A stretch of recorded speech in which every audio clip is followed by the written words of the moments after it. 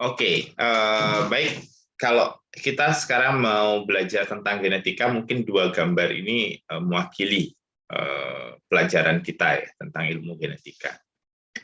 Yang pertama yang di kiri, ya kita lihat di sini ada seorang anak albino, ya, atau kulitnya putih di tengah-tengah anak berkulit hitam. Ya, ini adalah contoh yang ekstrim yang terjadi di Afrika.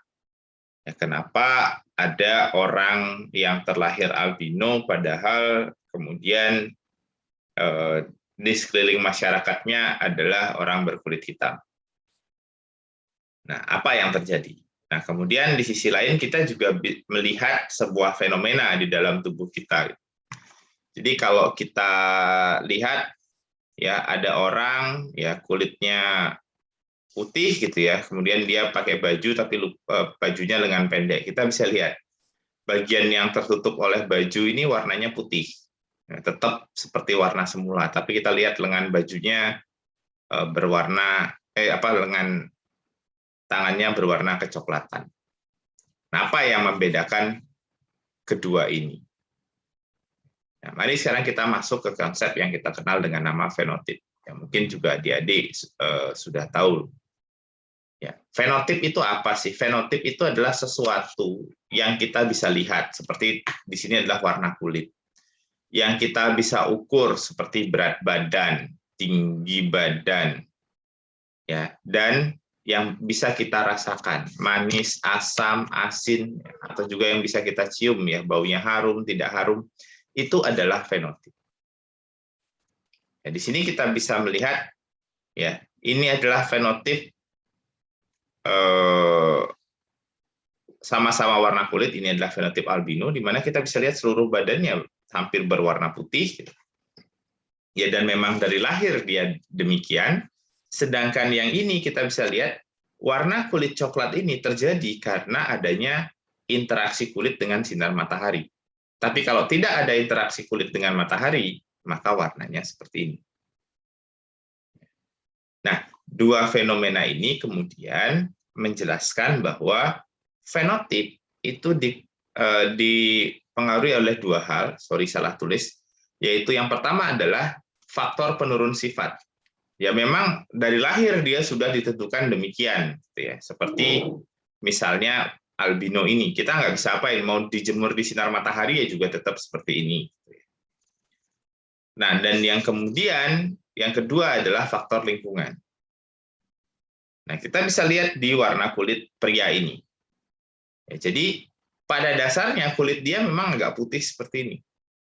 Tetapi kemudian adanya interaksi antara kulit dengan sinar matahari, ya, di sini akan memicu produksi sel-sel produksi melanin oleh sel-sel penghasil pigmen, sehingga bagian yang terkena sinar matahari ini menjadi berwarna coklat. Nah, apa yang kita bisa pelajari di sini adalah bahwa kita memiliki suatu sifat, ya, yang menentukan apakah kita akan jadi gemuk atau tidak gemuk, akan menjadi rentan terkena penyakit atau menjadi kebal penyakit, memiliki kulit berwarna putih atau kulit berwarna hitam, memiliki mata sipit, mata lebar, hidung mancung, hidung lebar. Ya.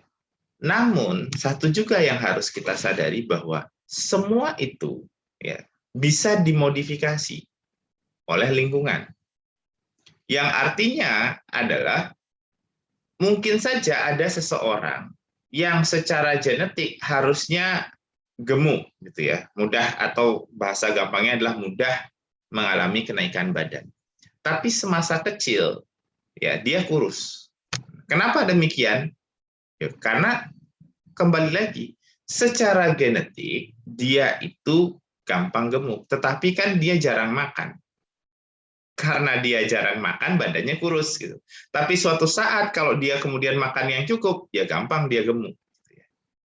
Nah, itulah interaksi dari faktor penurun sifat dengan lingkungan. Jadi dari sinilah sebenarnya konsep dasarnya bahwa fenotip itu diatur oleh dua faktor atau dipengaruhi oleh dua faktor. Yang pertama adalah faktor penurun sifat atau nanti yang kita kenal dengan nama genetik, dan yang kedua adalah faktor lingkungan. Jadi faktor genetik itu hanya akan bisa terekspresi jika lingkungannya sesuai. Jika tidak, maka faktor genetik tidak akan bisa terekspresi dengan baik. Oke, ada pertanyaan dulu dari penjelasan remeh-temeh ini. Oke, fenokopi. Ya, coba saya cari biar ada pertanyaan nih tentang istilah fenokopi. Oke, apa bedanya fenokopi dengan fenotip gitu ya? Ya, jadi fenokopi itu adalah variasi fenotip yang disebabkan oleh perbedaan kondisi lingkungan ya. Ya, jadi kalau ini bicara contoh fenokopi, ini ada istilah fenokopi. Sekalian saya jelasin apa sih bedanya fenotip sama fenokopi. Nah, tadi kan sudah dijelaskan bahwa genetik itu kan dipengaruhi fenotip itu kan dipengaruhi oleh gen, tetapi kemudian ekspresinya dipengaruhi oleh lingkungan. Nah, saya kasih contoh. Ada contohnya adalah ini. Ya, anggaplah misalnya ada dua kelinci yang unik. Gimana gambar kelinci ya? Nah, anggaplah kelinci kayak gini nih. Nih, telinganya gede. Sorry, kelincinya rada gece. Nah, kelincinya gini. Nah, anggaplah ginilah. Anggap aja kelinci ya, tapi kok mirip babi jadinya. Oke. Ya. Kelinci ekornya. Nah, ada dua kelinci. Yang unik adalah bahwa kelinci ini ya, kalau dia hidup di daerah dingin, warna kakinya hitam. Warna kakinya hitam. Tapi kalau dia hidup di daerah panas, warna kakinya ini putih. Nah, jadi itu adalah variasi fenotip yang disebabkan oleh kondisi lingkungan. Itu yang tadi dikenal dengan istilah fenokopi ya. Ya, jadi fenokopi ini adalah variasi fenotip akibat adanya faktor lingkungan, tapi bukan faktor genetik. Terima kasih, Mas Astil Colin. Nah, kenapa nanti fenokopi bisa terjadi? Nah, ini karena gini, faktor yang menentukan warna bulu ya, itu akan muncul kalau suhu di atas 25 derajat Celcius. Dia akan muncul kalau di bawah. Nah, kalau dia di bawah 25 derajat Celcius. Dan tidak akan muncul misalnya kalau di atas 25 derajat Celcius. Itu tidak terekspresi. Sehingga kalau kelinci ini hidup di daerah dingin, ya, daerah dingin karena memang suhu kaki itu tidak seperti suhu tubuh yang relatif tetap, misalnya 36 derajat, maka dia akan tetap 36 derajat. Maka ketika berpindah ke suhu dingin, suhu kaki ini akan turun. Ya, mungkin sekitar 16 derajat misalnya. Nah, itulah yang kemudian menyebabkan faktor genetik yang menyebabkan warna hitam itu akan terekspresi. Maka bagian kaki ini berwarna hitam. Tapi kalau dia pindah ke suhu panas, ya, maka faktor penurun sifat yang mengatur panas itu tidak terekspresi. Maka warna kakinya akan putih. Terus ada muncul pertanyaan, kenapa badannya tetap putih? Ingat, ya, ingat bahwa suhu organisme itu ya ada dua, ada namanya suhu core, ya, suhu core itu adalah suhu mulai dari kepala, badan sampai badan. Nah, utamanya namanya suhu core, suhunya relatif konstan, makanya kalau orang mengukur suhu tubuh itu ya di kepala, di ketiak, di anus, nah, atau di mulut. Dan ada namanya suhu sel, yang suhunya sangat bervariasi tergantung lingkungan. Nah, misalnya di telinga, di hidung, ya, kemudian di kaki, nah itu namanya sel temperatur. Makanya pada kasus kelinci ini, ya fenokopi pada kelinci ini biasanya terjadi pada daerah kaki, daerah moncong, dan daerah telinga. Ya, itu sedikit tentang contoh ya. Jadi adanya variasi fenotip ya yang disebabkan oleh variasi lingkungan, bukan variasi gennya. Oke, nah istilahnya kemudian dikenal dengan istilah fenokopi.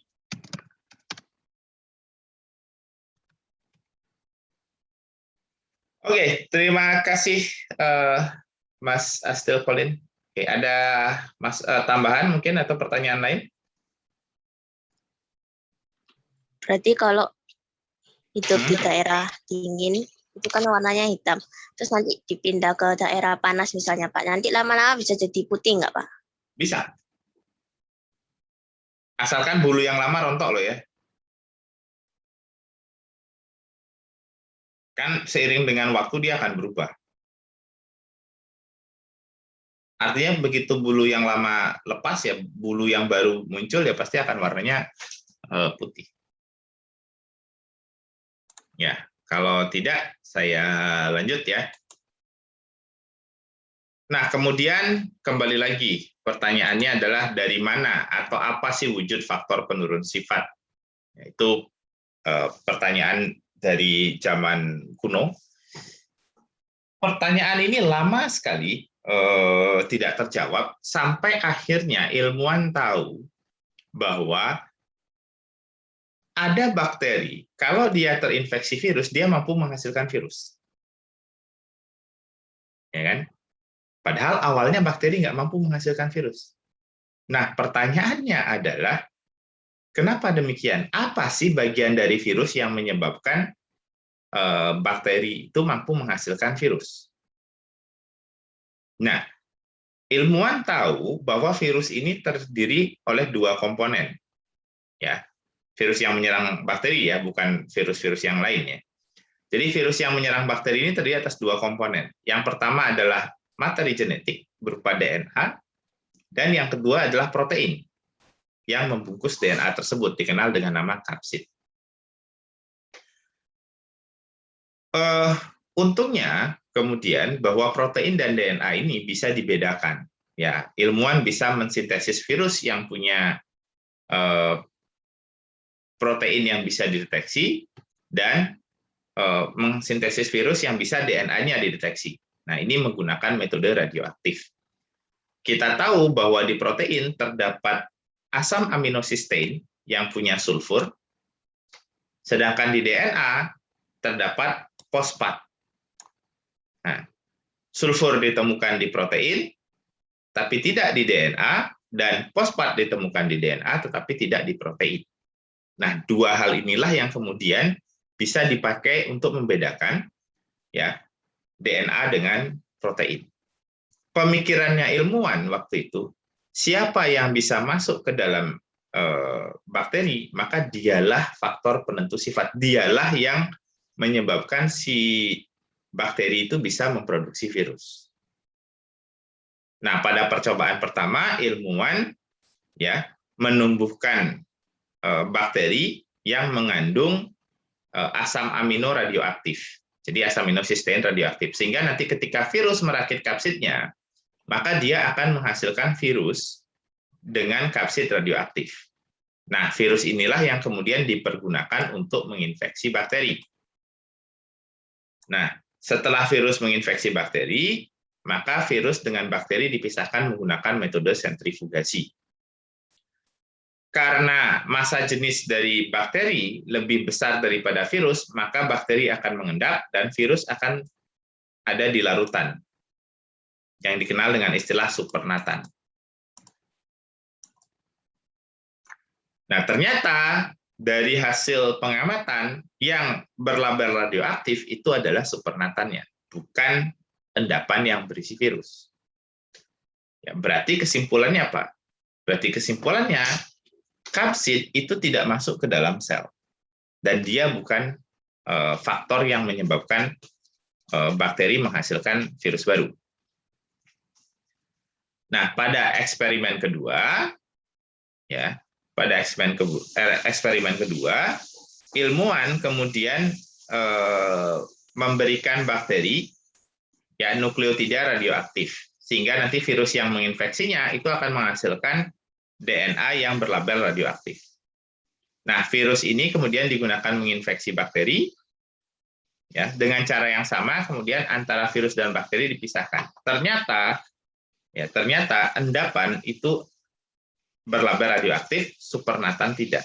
Yang artinya bahwa DNA masuk ke dalam tubuh bakteri, atau DNA virus masuk ke dalam sel bakteri. Nah, dengan demikian, maka ilmuwan kemudian mendapat jawaban bahwa ya, materi genetik itu wujudnya adalah DNA. Ya, seperti itu. Nah, di dalam sel, seperti kita tahu, di dalam sel DNA ya itu akan dipilin atau digulung. Jadi DNA yang bentuknya rantai ganda ini itu akan dipilin menggunakan protein yang kita kenal dengan nama protein histon. Ya. Jadi gabungan antara DNA dengan 8 protein histon, ya masing-masing sebenarnya terdiri atas sepasang protein H2A, H2B, H3 dan H4, itu akan membentuk struktur yang dikenal dengan nama nukleosom. Ya, jadi ini satu nukleosom. Nah, dengan bantuan protein histon H1, ya, maka dia akan bisa dibuat menjadi struktur yang lebih kompak. Seperti ini. Nah, sedikit tentang pengetahuan tadi, kalau misalnya ditanya, Pak, kenapa ada gen yang tadi bisa aktif dan tidak aktif? Atau kenapa ada faktor penurut sifat yang aktif dan tidak aktif? Nah, jawabannya ada di sini. Kalau nanti DNA ya membentuk struktur yang terurai seperti ini, ya jadi hubungan antar nukleosomnya ada rantai DNA-nya bebas seperti ini kita sebut dengan nama kita sebut dengan nama eukromatin. Nah, eukromatin ini menandakan gen-gen yang aktif pada DNA. Ya. Karena biasanya faktor yang menyebabkan suatu gen itu aktif itu akan berikatan pada DNA yang ada di antara nukleosom. Nah, sedangkan kalau dia padat seperti ini, nah kan DNA antar nukleosomnya tidak bisa diakses. Ya, berarti gennya tidak aktif. Ini dikenal dengan nama heterokromatin. Ya, jadi eukromatin itu menandakan gen pada DNA itu aktif, kalau dia heterokromatin itu menandakan gen pada DNA tidak aktif atau faktor penurun sifatnya tidak aktif. Nah, kemudian ketika dia terus menggulung, maka dia menjadi bentuk padat seperti ini. Nah, padat seperti inilah yang kemudian kita kenal dengan istilah metafase kromosom. Ya.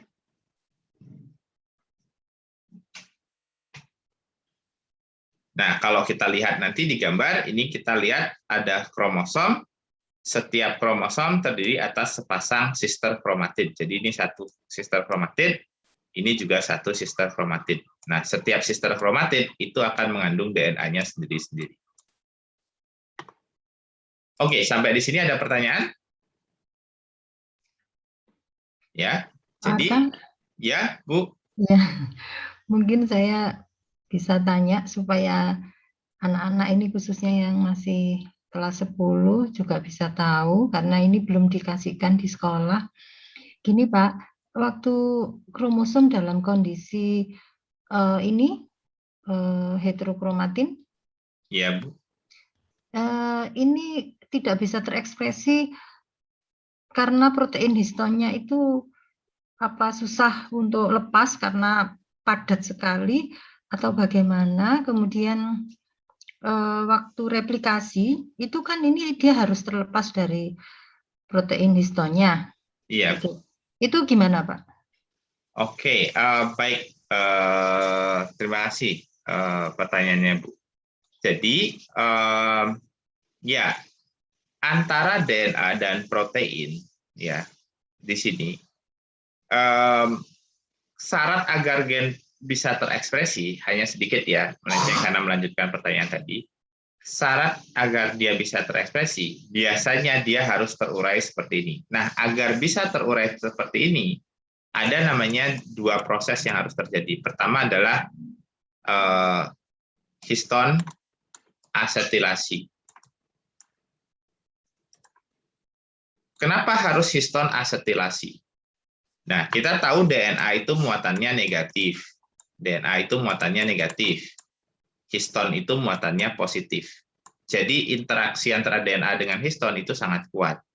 Nah, kalau ditambahkan gugus asetil yang bersifat non-polar, maka interaksi antara DNA, ya ini muatan positifnya akan hilang. Jadi interaksi antara DNA dengan histon itu akan melemah. Itulah yang kemudian menyebabkan histon itu struktur yang tadinya padat berupa heterokromatin ini bisa menjadi terurai seperti ini. Ya, kurang lebih seperti itu. Nah, kalau untuk faktor penggesernya itu ada banyak protein yang terlibat. Saya tidak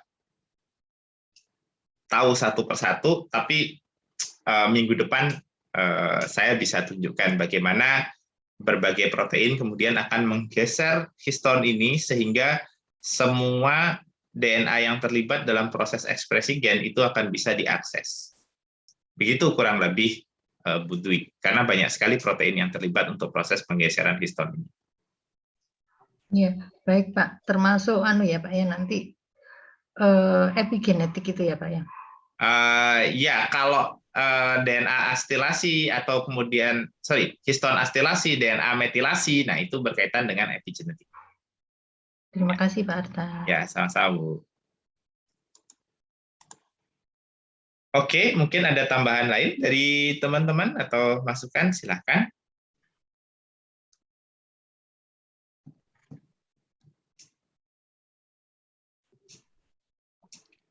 Ya, jika tidak, kemudian saya lanjutkan.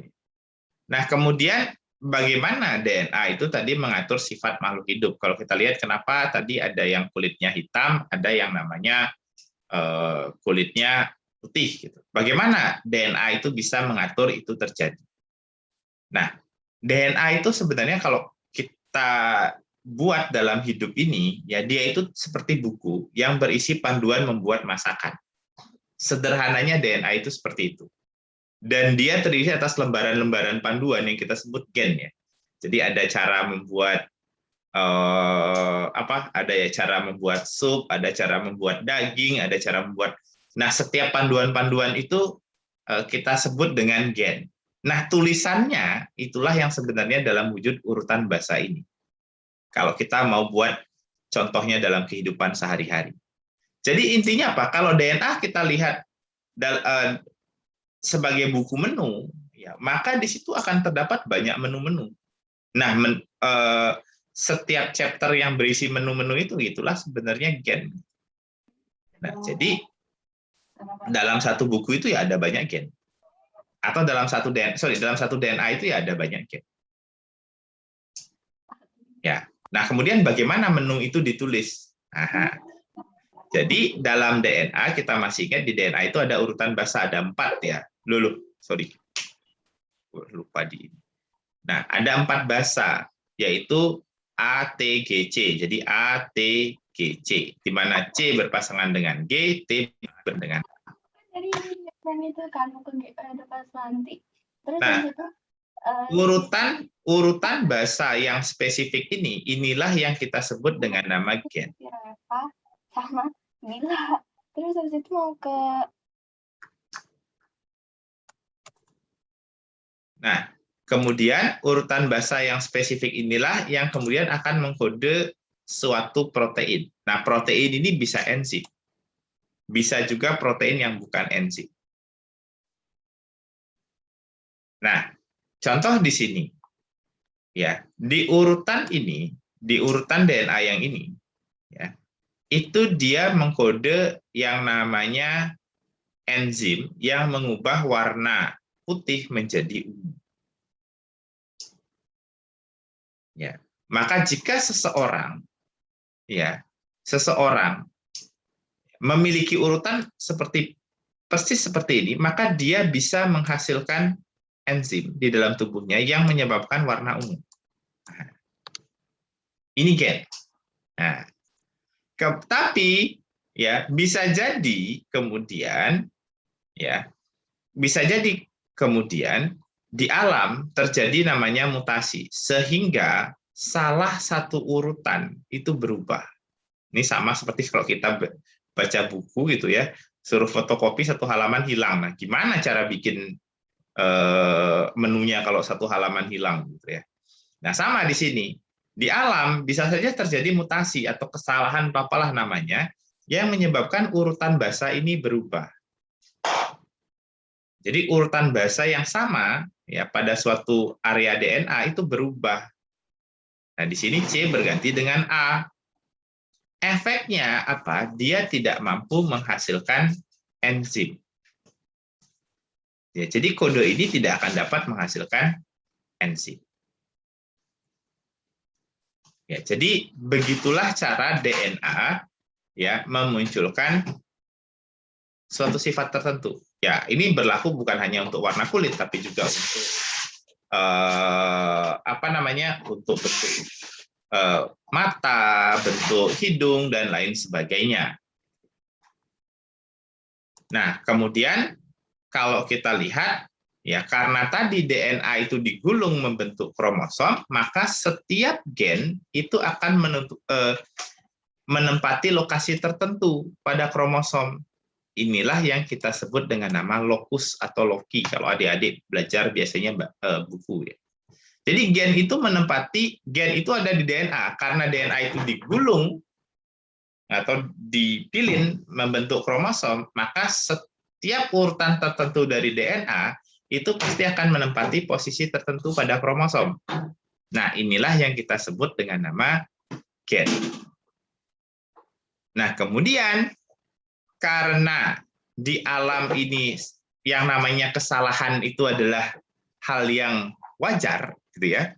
Kesalahan itu hal yang wajar di alam, maka ada kemungkinan ya setiap organisme itu akan mengalami perbedaan urutan pada posisi yang sama.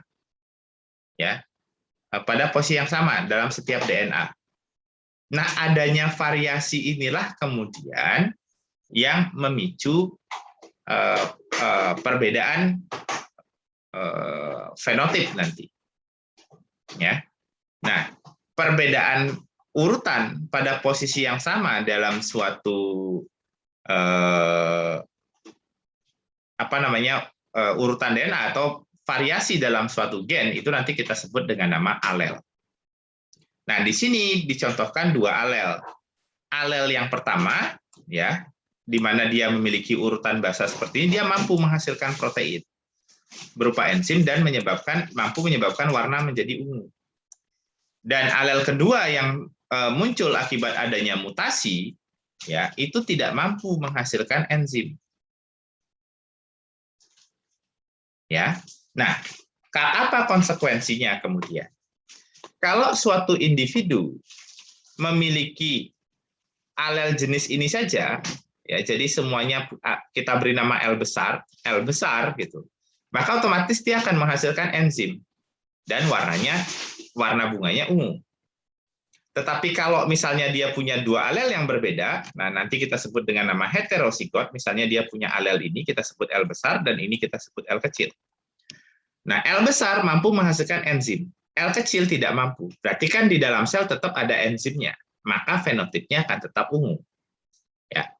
Tapi jika kemudian makhluk hidup itu atau tumbuhan itu hanya punya alel yang kedua, yaitu L kecil kedua-duanya, maka dia tidak akan mampu menghasilkan enzim. Jadinya dia berwarna putih. Ya, kurang lebih demikian. Oke, ada pertanyaan?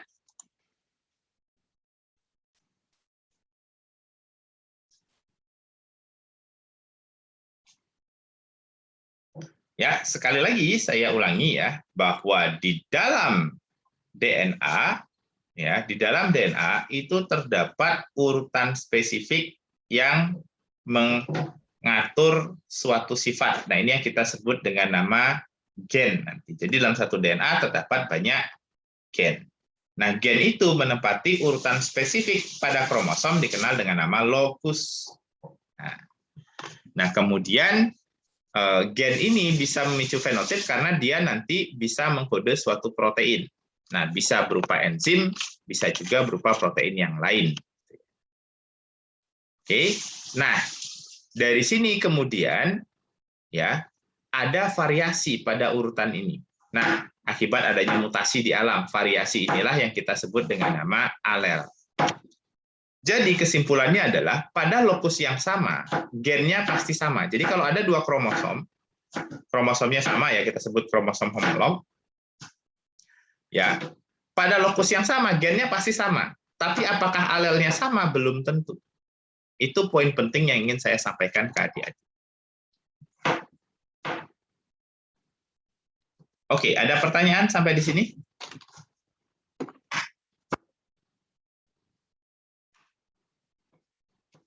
Ya.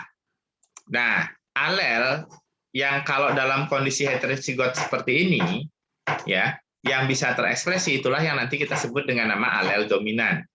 Nah, jadi dari sini yang ini itu dominan karena dia mampu menyebabkan warna ungu tercipta. Ya. Jadi kalau ada ya tadi kesepakatan kita ya.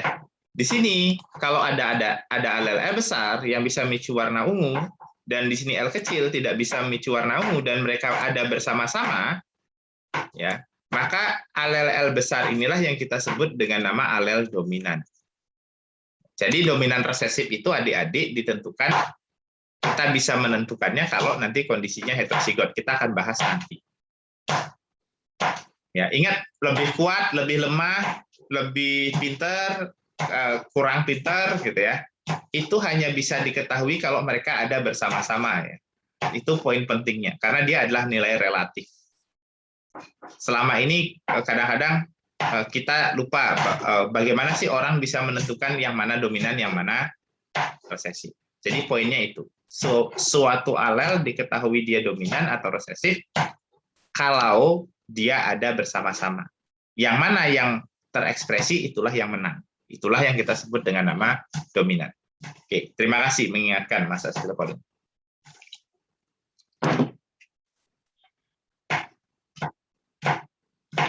Oke, ada pertanyaan sampai di sini?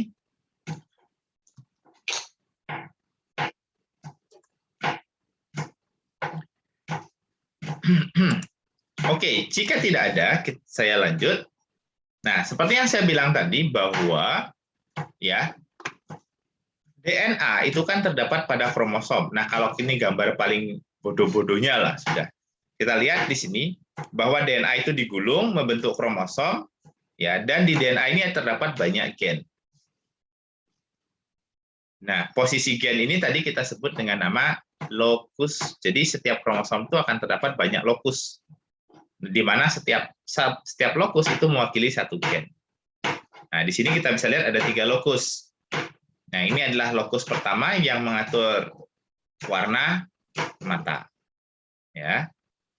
Kemudian di sini ada lokus yang lain mengatur produksi kolagen. Nah, nanti yang menentukan apakah pipinya bisa kenceng atau enggak gitu ya. Seperti itu. Nah, sehingga kalau kita lihat di sini bahwa manusia sendiri itu memiliki 23 pasang kromosom. Dan kita memiliki sampai saat ini diketahui 30.000 gen yang tersebar pada 23 pasang kromosom tersebut. Nah, dari mana ilmuwan tahu kita memiliki 23 pasang kromosom? Nah, ini melalui metode yang namanya karyotyping.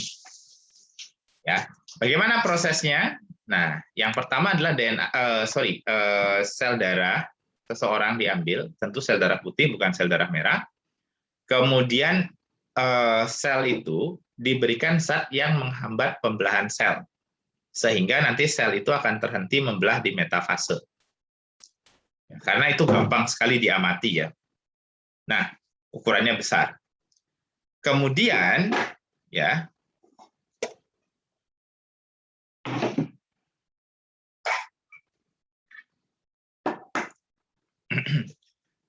tunggu sebentar, iklan. Nah, kemudian setelah itu selnya dihancurkan dan kemudian diamati kromosomnya, dicocokkan berdasarkan ukuran dan juga larinya, karena lari ini mewakili lokus sebenarnya. Nah, kromosom dikatakan homolog nanti kalau dia punya ukuran yang sama, kemudian posisi sentromer yang sama, dan lari yang sama. Ya, kalau ini contohnya sentromernya ada di tengah, atau kita kenal dengan istilah metasentrik. Dan kemudian diurutkan berdasarkan ukuran. Jadi kromosom 1 ini yang paling gede, dan kromosom 21 ini yang paling kecil. 22 ya. Ya, 22 ini yang paling kecil.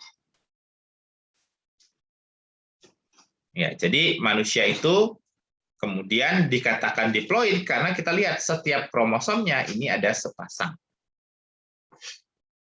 Oke, ada sepasang. Nah, satu kromosom itu kita peroleh dari ayah, satu kromosom kita peroleh dari ibu. Ya, itu hal penting yang ingin saya sampaikan. Oke, ada pertanyaan mengenai karyotype. Jadi aslinya nggak rapi kayak gini ya. Aslinya ketika pertama kali dibikin tuh seperti yang di komputer ini. Jadi acak-acakan. Nah, kemudian ilmuwan mengidentifikasi. Nah, dari hasil identifikasilah disusun seperti ini. Jadi nanti apakah terjadi kelebihan, kekurangan, atau jumlahnya pas. Nah, itu diketahui dari proses ini. Oke, ada pertanyaan sampai di sini? Golgi ini tuh yang menghambat metafase anafase tadi ya, Pak. Apanya? Ini metafase. Pengamatannya di metafase. Karena kita bisa lihat di sini kromosomnya masih punya sepasang sister kromatid. Kalau berhenti di metafase berarti menghambat anafase ya, Pak? Iya, dia menghambat mikrotubul. Karena mikrotubulnya dirusak, otomatis kan sebenarnya dia tidak bisa memasuki metafase akhir. Ya.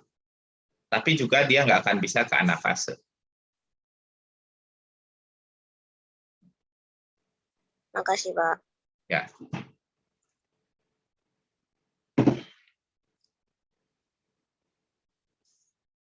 Nah, kemudian Arta bisa menambahkan, maaf. Ya, karena ini ada kaitannya dengan mikrotubulus itu, Pak. Ya, kan kalau pada sel hewan itu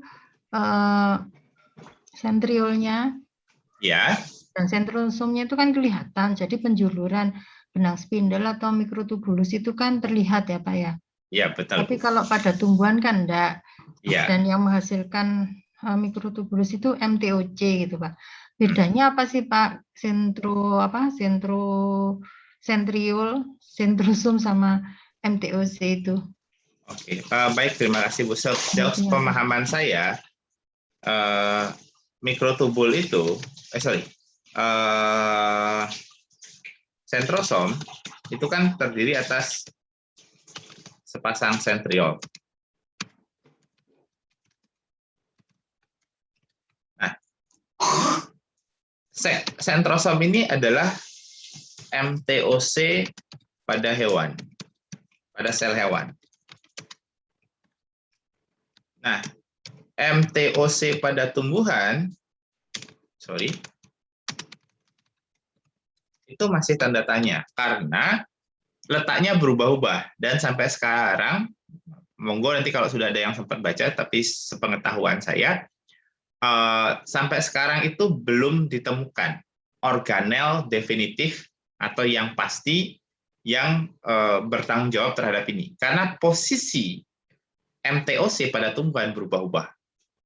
Misalnya contohnya pada pembelahan sel ya, pada pembelahan sel misalnya ya dia pada waktu pembagian kromosom tiba-tiba aja muncul mikrotubul ke arah sini. Nah, nanti pada pembentukan dinding sel ya berubah lagi orientasi mikrotubulnya. Jadi pusat sintesis mikrotubulnya. Jadi orang belum menemukan apa sih sebenarnya wujudnya gitu. Nah, atau cuman cukup ya pokoknya kalau kita tahu mikrotubul itu kan ada unit gamma, unit alfa, unit beta. Nah, alfa beta ini kan gabung. Atau cukup hanya sebenarnya unit gamma aja. Jadi nggak perlu yang namanya mikrotubul awal.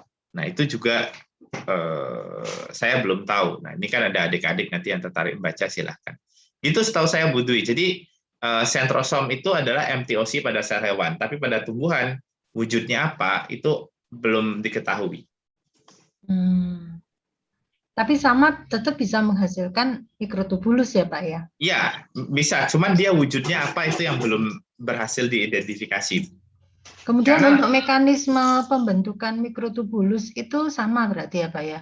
Sama, dia butuh gamma dulu. Polimerisasi. Ya, dia butuh gamma dulu sebagai angkor. Setelah gamma nanti baru dia alfa beta tersusun melingkar seperti itu. Bukan melingkar sih, sebenarnya bentuknya seperti lebih ke helix. Baik Pak, terima kasih. Ya, sama-sama Bu.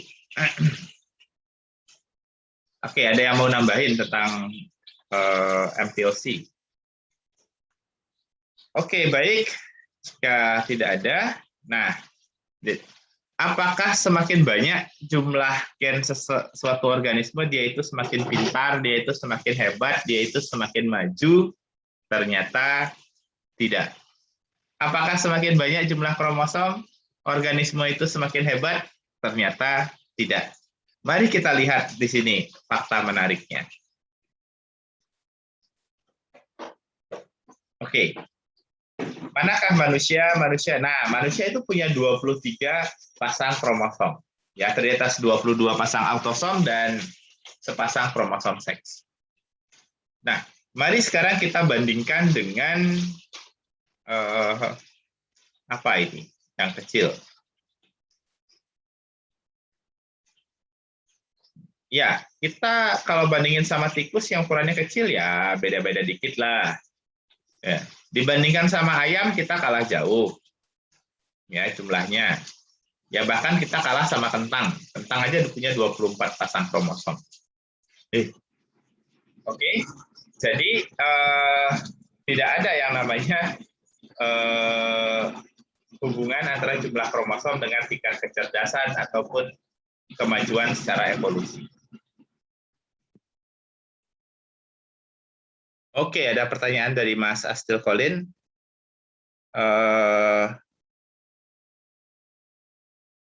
Yang menandakan kemajuan spesies itu lebih ke proporsi gen dalam DNA-nya. Ternyata enggak juga, Mas Astil Colin. Jadi sebagai contoh ya, kalau kita bandingkan gen kita itu kalau saya nggak salah ya, gen pengkode protein itu nggak berapa persen ya? Kalau nggak salah kurang dari 30%. Dari DNA kita itu mengandung gen fungsional. Jadi jumlah gen pun tidak berpengaruh, karena kita hanya punya 30.000 gen fungsional.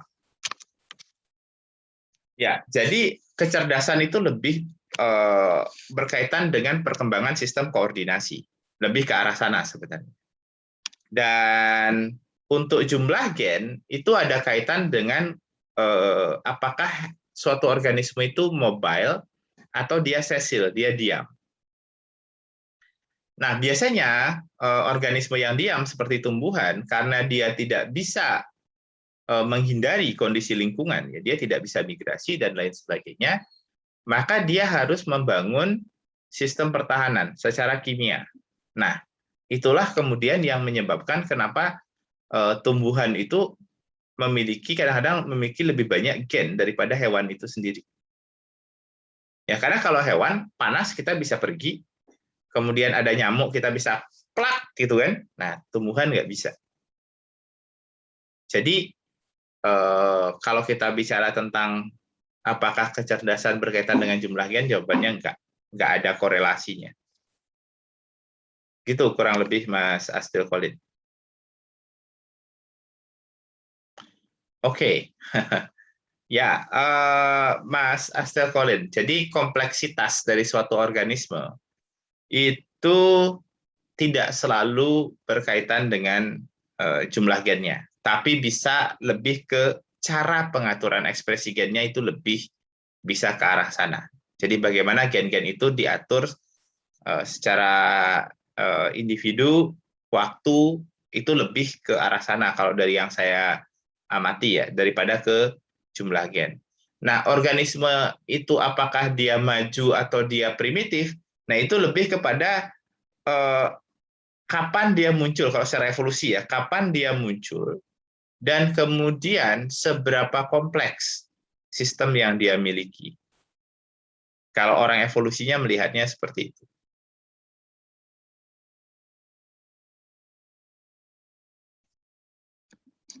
Jadi semakin terakhir dia berevolusi, berarti kan semakin cocok dengan lingkungan yang ada, semakin sesuai gitu ya. Yaitu kita sebut semakin maju. Tapi kalau membandingkan dua organisme, ya kita lihat kompleksitasnya. Kemampuan dia dalam, kalau pada dilihat dari sisi manusianya, apakah dia mampu manipulasi lingkungan atau enggak secara sadar. Nah, itu jadi hitungan yang lain juga.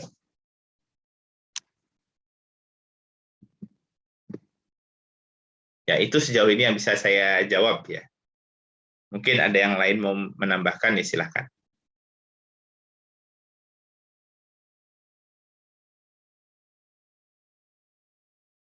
Oke, pada akhirnya ketika kita memandang teman kita, ketika kita melihat peliharaan di rumah, ketika kita melihat tanaman di rumah kita, maka kita akan melihat dengan jelas gambar ini. Oke. Tadi kita sudah lihat di dalam cerita saya tadi bahwa setiap organisme itu kan terdiri atas banyak DNA. Setiap DNA terdiri atas banyak gen. Dan setiap gen paling tidak memiliki 2 variasi yang kita sebut dengan nama alel. Jadi, meskipun misalnya setiap manusia punya kromosom yang sama dan gen yang sama, kenapa mereka bisa berbeda? Jawabannya sederhana, karena alel-alel yang mereka miliki tidak sama. Misalnya untuk rambut, ya, saya punya alel rambut keriting. Mungkin teman-teman bukan alel rambut keriting yang dimiliki, tapi alel rambut lurus. Makanya teman-teman rambutnya lurus, saya rambutnya keriting. Kemudian, kenapa suatu organisme, misalnya antara manusia dengan kambing, gitu ya, itu berbeda? Ya kembali lagi, karena memang gen penyusun tubuh kita itu ya berbeda. Oke. Nah, kemudian kenapa ya? Misalnya kalau lihat rambut panjang ini hanya tumbuh di kepala, kemudian rambut panjang ditemukan di alis, di dahi nggak ada. Nah, itu dari pelajaran yang tadi, bahwa tidak semua gen di dalam tubuh terekspresi dengan cara yang sama. Atau tidak terekspresi pada saat bersamaan. Ya, itulah yang kemudian menyebabkan adanya variasi dalam tubuh kita. Jadi setiap sel penyusun tubuh antara sel A dan sel B itu belum tentu gen yang diekspresikan yang sama. Ya. Nah, tadi kalau Bu Dwi menyinggung tentang epigenetik, nah itu nanti arah-arahnya ya ke sana. Oke, ada pertanyaan sampai di sini.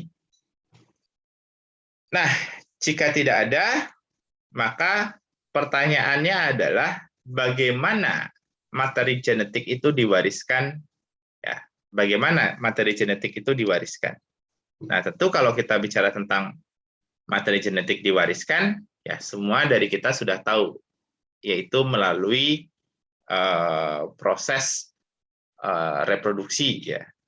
Nah, kalau kita lihat reproduksi secara generatif, ya, maka kedua orang tua kita, ya ayah saya, ibu saya, ibu kalian, ayah kalian, kalau kita bayangkan, ya mereka, ya sel-sel gamet mereka yang ada di organ reproduksi, ya ada di testis atau di ovum, itu akan melakukan pembelahan secara meiosis. Nah, ini gambaran sederhananya, ya, dengan cara menunjukkan bahwa andaikan misalnya di sel-sel bakal gamet atau sel-sel bakal ovum itu terdapat 2 pasang kromosom, ya satu kromosom membawa gen R dan satu kromosom membawa gen Y. Nah, kebetulan di sini alelnya berbeda, satu R besar, satu R kecil, satu Y besar, satu Y kecil.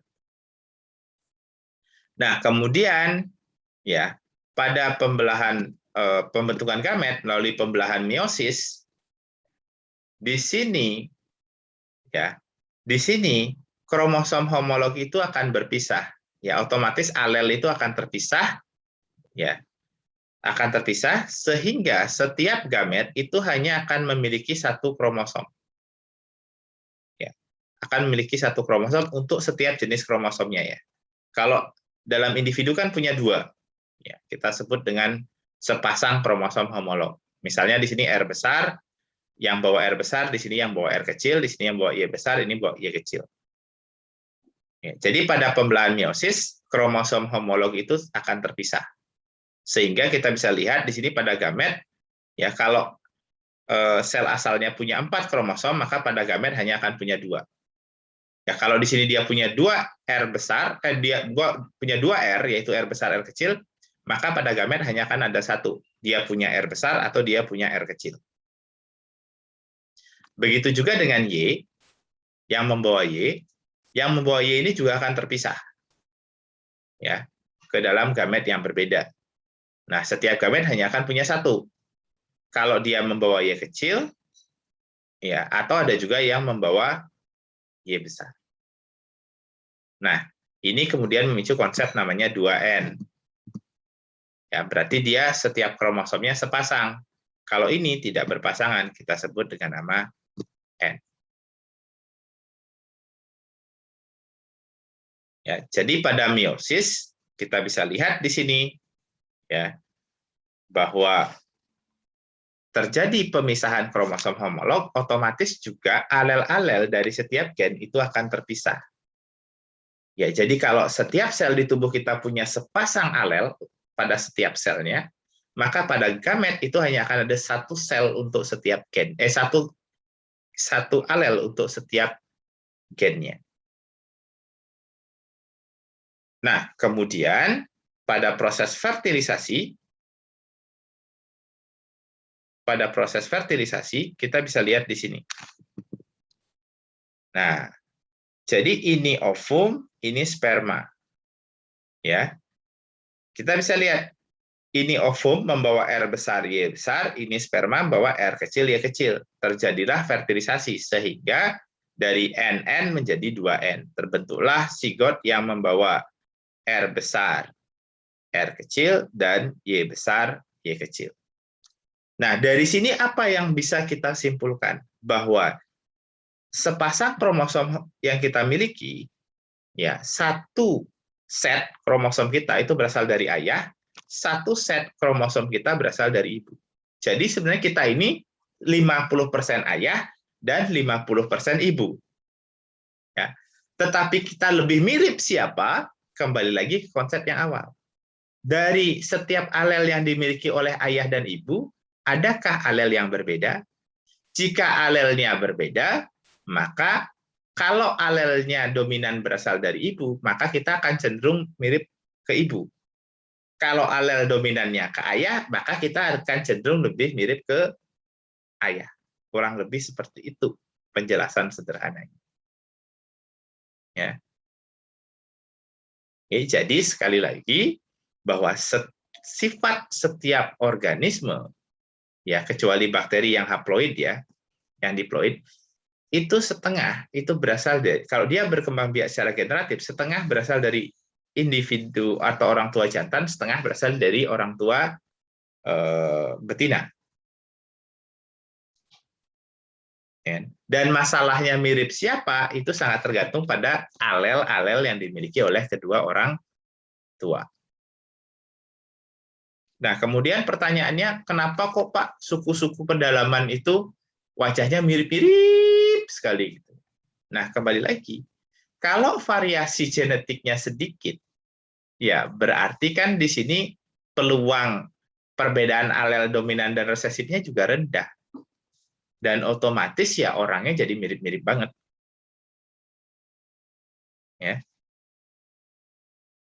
Dan kalau ada penyakit kemudian, nah, penyakitnya akan mudah menyebar. Nah, itulah alasan kenapa tidak boleh menikah dengan saudara dekat. Ya, dari situ sebenarnya.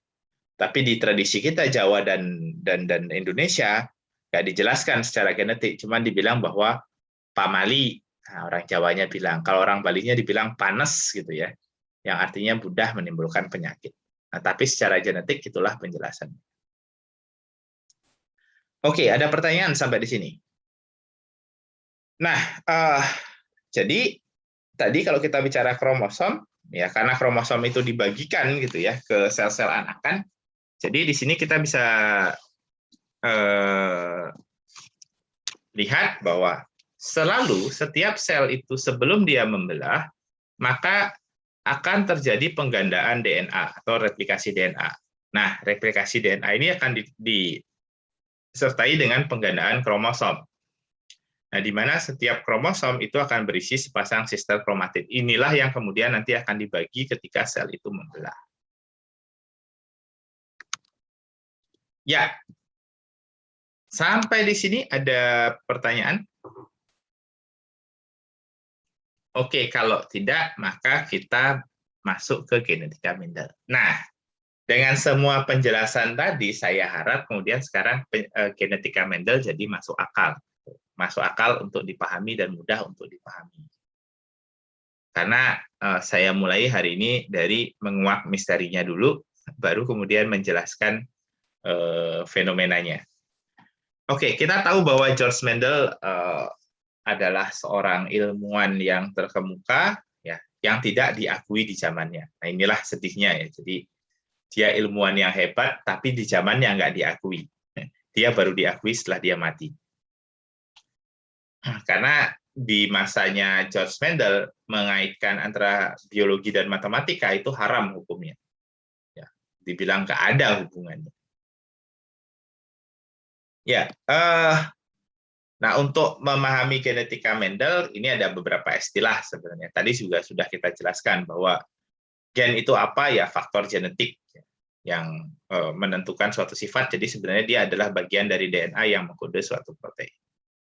Halal tadi sudah kita jelaskan bahwa variasi dari sebuah gen yang muncul karena adanya mutasi yang ada di alam. Kemudian lokus tadi sudah kita jelaskan bahwa posisi gen pada kromosom, ya. Kemudian ada heterozigot, ini kalau alelnya berbeda, homozigot kalau alelnya sama. Kemudian ada fenotip, tadi sudah kita bahas bahwa fenotip itu apa yang kita lihat, apa yang kita rasakan, apa yang kita dengar, apa yang kita lihat dengan bisa ukur. Nah, itu fenotip. Ya. Nah, setiap fenotip itu ada karakternya. Misalnya tadi saya bicara bentuk rambut, ya berarti kan ada bentuk rambut lurus, ada bentuk rambut keriting. Nah, kembali ke Mendel. Jadi kalau kita bicara tentang George Mendel, sebenarnya dia muncul, dia ingin menjawab suatu pertanyaan yang dasar. Sebenarnya sifat seseorang itu berasal dari siapa sih? Gitu kan? Dari ayah, dari ibu, atau campuran? Itu pertanyaannya. Jadi ini ya. Jadi mana sifatnya itu berasal? Nah, untuk melakukan penelitian ini, dia menggunakan kacang ercis. Sebenarnya dia menggunakan banyak tanaman, cuman yang terkenal ya kacang ercis ini. Dengan berbagai alasan. Yang pertama adalah dia melakukan penyerbukan sendiri, ya ini penting. Ya, jadi dia tidak melakukan penyerbukan silang. Nah, akibat dari melakukan penyerbukan sendiri, maka dia menghasilkan yang namanya galur murni. Galur murni itu sederhananya adalah fenotip homozigot. Jadi setiap kita melakukan persilangan, pasti dia itu homozigot parentalnya. Ya, itu keunggulannya. Ya, itu keunggulan dari melakukan penyerbukan sendiri. Terus yang kedua, keturunannya cukup banyak dan variasi karakternya itu juga banyak. Mulai dari bentuk biji, warna bunga, letak bunga dan lain sebagainya. Nah, kemudian bagaimana dia menjawab pertanyaan ini? Nah, Mendel kemudian melakukan persilangan. Dia menyilangkan tanaman biji bulat dengan biji kisut. Ya, jadi ini kita sebut dengan generasi parental. Ya, karena tadi saya sudah jelaskan bahwa ercis itu melakukan penyerbukan sendiri, maka otomatis dia homozigot. Dia otomatis galur murni, gitu ya. Dia bukan hibrid. Nah, kemudian hasil persilangan ini diperolehlah hibrid atau kita kenal dengan nama F1. F1-nya semuanya bulat. seolah-olah kemudian menimbulkan pemahaman bahwa sifat seorang anak itu hanya berasal dari salah satu orang tuanya saja.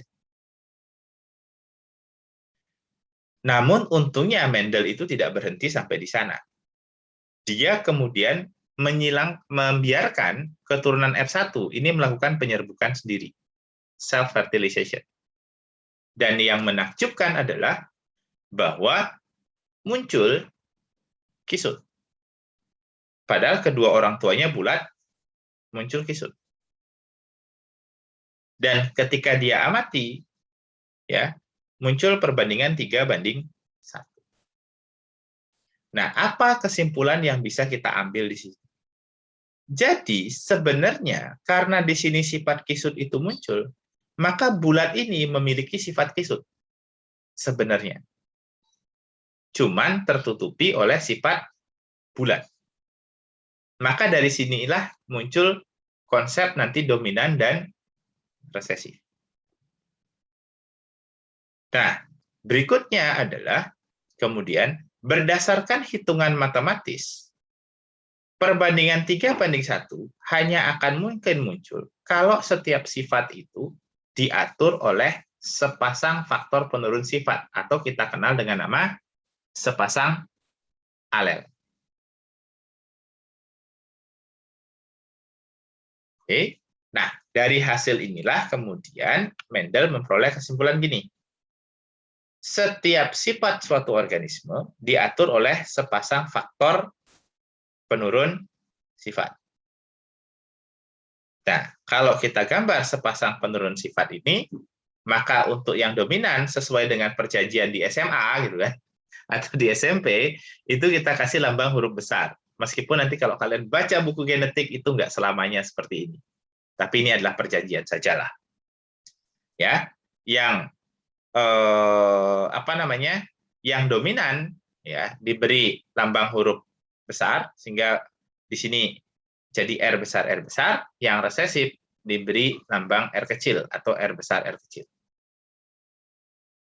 Nah, sehingga pada kondisi heterozigot itu nanti dia R besar, R kecil. Nah, di sini kita bisa lihat R kecilnya ada, tapi tertutupi oleh R besar. Ya, jadi sifat kisutnya ada, tetapi ditutupi oleh sifat bulatnya. Nah, dari sinilah kita tahu bahwa bulat itu yang dominan. Gitu. Jadi nanti kalau persilangan bulat dengan kisut, yang muncul kisut sebagai heterozigot, ya berarti si kisutnya yang dominan. Jadi bukan ditentukan di awal adik-adik, tetapi merupakan kesimpulan dari sebuah persilangan. Yang mana yang dominan, yang mana yang resesif. Dan kemudian bagaimana menjawab 3:1? Nah, 3:1 ini hanya akan terjadi ketika yang pertama tadi, bahwa setiap sifat diatur oleh sepasang faktor penurun sifat, dan pada pembentukan gamet, sepasang faktor penurun sifat terpisah ke gamet yang berbeda. Sehingga di sini kita bisa lihat, kalau dia punya R besar, R kecil, maka gametnya satu pegang R besar, ya, satu lagi memegang R kecil. Ya, sehingga nanti, ya, ovum yang membawa R besar ketemu dengan sperma yang membawa R besar, hasilnya R besar, R besar. Ovum yang membawa R besar ketemu dengan sperma yang membawa R kecil, hasilnya R besar, R kecil. Ovum yang membawa R kecil ketemu dengan sperma yang membawa R besar, hasilnya R besar, R kecil. Sedangkan ovum yang membawa sperma R kecil, ovum yang membawa alel R kecil ketemu dengan sperma yang membawa R kecil, maka hasilnya R kecil, R kecil. Nah, dari sinilah kemudian muncul perbandingan fenotip 3:1. Ya, karena bulat itu dominan. Jadi R besar dan R besar R kecil itu sama-sama bulat.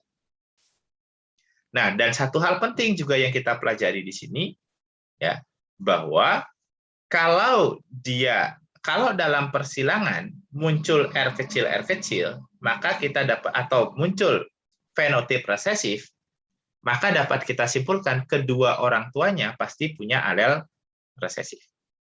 Karena kembali lagi, sifat seorang anak setengah berasal dari ayah, setengah berasal dari ibu.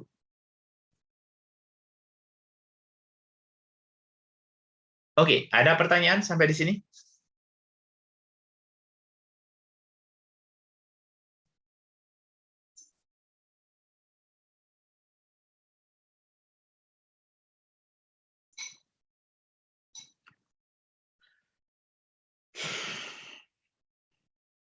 Ya, jika tidak, saya lanjutkan. Nah, bagaimana sekarang dengan pewarisan dua sifat? Karena kita tahu kan sifat suatu organisme tidak satu, banyak. Nah, ada dua hipotesis. Yang pertama adalah pewarisan satu sifat itu tergantung pada sifat lain. Nah, misalnya pada kasus ini, biji bulat kuning, ya, biji bulat kuning, R besar, Y besar, Y besar, galur murni ya, disilakan dengan biji tanaman dengan biji hijau kisut. Ya. Jika ya pewarisan satu sifat tergantung pada sifat yang lain, maka pada pembentukan gamet kita bisa lihat di sini nanti ya F1-nya kan menghasilkan R besar, R kecil, Y besar, Y kecil. Nah, pada pembentukan gamet kemana R besar pergi, Y besar ikut. Kemana R kecil pergi, Y kecil ikut. Nah, kalau itu yang terjadi, maka perbandingan F2-nya nanti adalah 3:1, yaitu 3 bulat kuning dan 1 kisut hijau. Namun, apabila pewarisan satu sifat tidak dipengaruhi oleh sifat yang lain, kita bisa lihat sekarang. F1, ya, hasil persilangan dari bulat kuning dan hijau kisut, ya, itu akan menghasilkan 4 gamet. Karena di sini R besar bisa berpasangan dengan Y besar, R kecil bisa berpasangan dengan Y besar, R besar bisa berpasangan dengan Y kecil, dan R kecil bisa menghasilkan keturunan dengan Y kecil. Nah, ketika mereka bertemu, kita bisa lihat sekarang. R besar dan Y besar bertemu, itu menghasilkan homozigot dominan. Dari hasil ini kita bisa lihat nanti ya. Setiap ada R besar, Y besar, hasilnya pasti bulat kuning. Kalau ada R kecil, Y besar, ya R kecil, Y besar, itu pasti kuning kisut.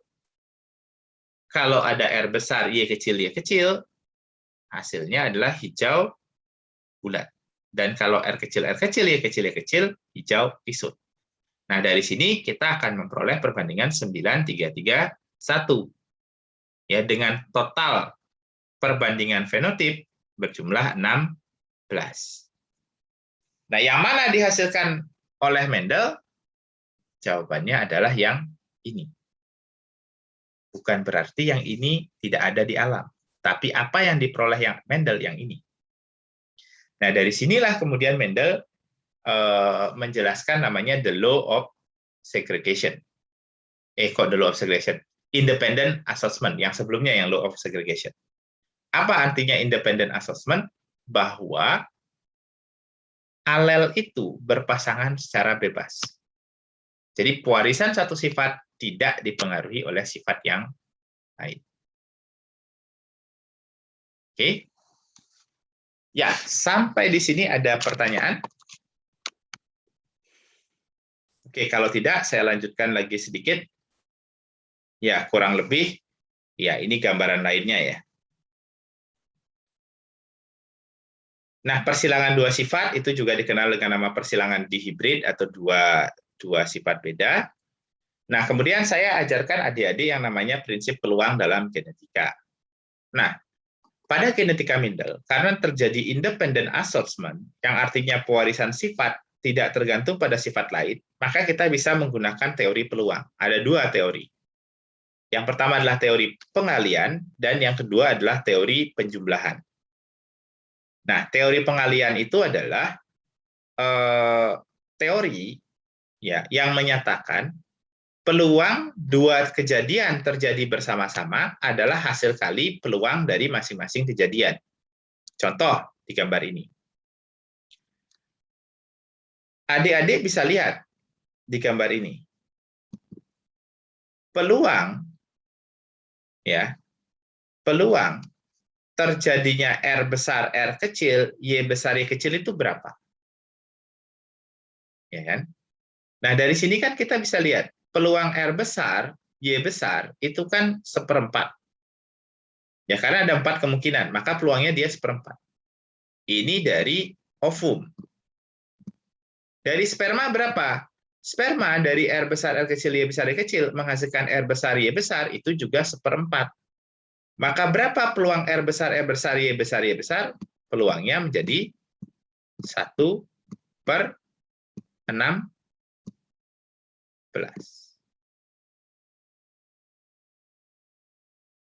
Oke, atau contoh yang lebih mudah, yang sebelumnya, misalnya, kenapa peluang R besar itu 1/4? Ya karena ada 2 kemungkinan. Ya, peluang sperma menghasilkan R besar setengah, peluang ovum menghasilkan R besar setengah.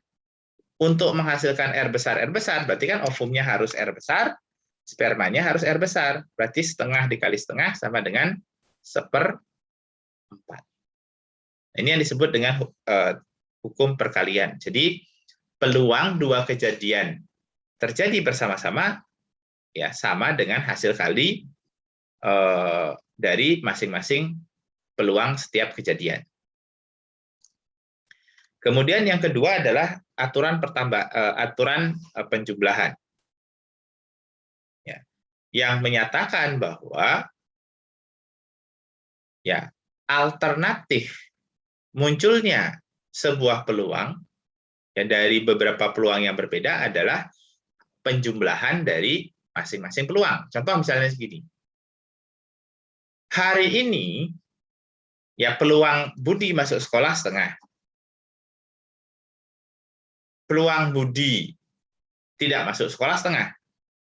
Berapakah peluang Budi hari ini masuk sekolah atau tidak masuk sekolah?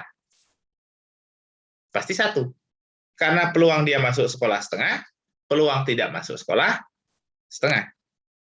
Maka peluangnya 1. Oke. Nah, sama di sini, kalau kita lihat, kenapa kok R besar, R kecil ini peluangnya setengah, Pak? Karena ada 2 kemungkinan yang terjadi. Ovumnya yang menyumbang R besar, spermanya yang menyumbang R kecil, sehingga terjadi R besar, R kecil, atau ovumnya menyumbang R kecil, spermanya menyumbang R besar, sehingga tetap jadinya R besar, R kecil. Ini peluangnya setengah, ini juga peluangnya setengah. Sehingga setengah tambah setengah, kok setengah? Ini peluangnya 1/4, ini peluangnya 1/4. Sehingga 1/4 ditambah 1/4 menjadi setengah. Oke. Ya, ada pertanyaan sampai di sini? Oke, jika tidak, maka saya akan sedikit jelaskan. Nah, menindaklanjuti teori peluang tadi, maka persilangan monohibrid ya itu ada beberapa kemungkinan hasil. Kalau heterozigot dengan heterozigot, rasio fenotipnya itu akan 1:21. Rasio genotipnya 1:21, rasio fenotipnya 3:1. Kalau A besar A kecil disilangkan dengan A besar A kecil, ya di sini rasio fenotipnya itu akan 1:1, tetapi rasio genotipnya juga tetap 1:1. Tapi kalau heterozigot dengan dominan, ya ini 100% itu akan ke fenotip dominan, tapi rasio genotipnya itu adalah 1:1. Nah, menindaklanjuti tadi ke prinsip genetika Mendel bahwa pewarisan satu sifat tidak dipengaruhi oleh sifat lain, maka kita bisa menggunakan teori yang namanya teori monohibrid, atau di SMA dikenal juga dengan teori Garpu. Nah, karena pewarisan satu sifat tidak dipengaruhi oleh sifat lain, maka kita bisa menganggap persilangan dihibrid itu sebagai 2 persilangan monohibrid yang dikombinasikan. Nah, contoh di sini adalah R besar, R kecil, Y besar, Y kecil, disilangkan dengan R besar, R kecil, Y besar, Y kecil, kita bisa lihat hasilnya. 3 bulat, 1 kisut, nah sedangkan persilangan Y besar, Y kecil, itu menghasilkan 3 kuning, 1 hijau. Nah, kemudian menggunakan, untuk menghasilkan bulat kuning kan berarti peluang 2 kejadian harus terjadi bersama-sama, ya tinggal dikali. 3/4 kali 3/4 ya sama dengan 9/16. Berapa peluang bulat hijau? Ya, bulat itu 3/4, hijau itu 1/4, maka 3/16. Dan begitu seterusnya. Oke, itu dari saya. Apakah ada pertanyaan?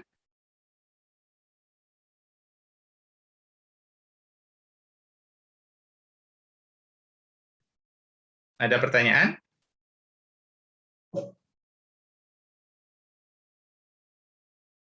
Oke, jika tidak ada, karena saya harus ada kegiatan, udah 8.40, maka pertemuan hari ini cukup, kita lanjutkan minggu depan. Untuk yang saya janjikan, saya share yang tentang genetika mikroba yang kedua, sudah saya berhasil upload, kemarin sempat beberapa kali gagal, nanti bisa dilihat di Facebook ya, di Facebook saya.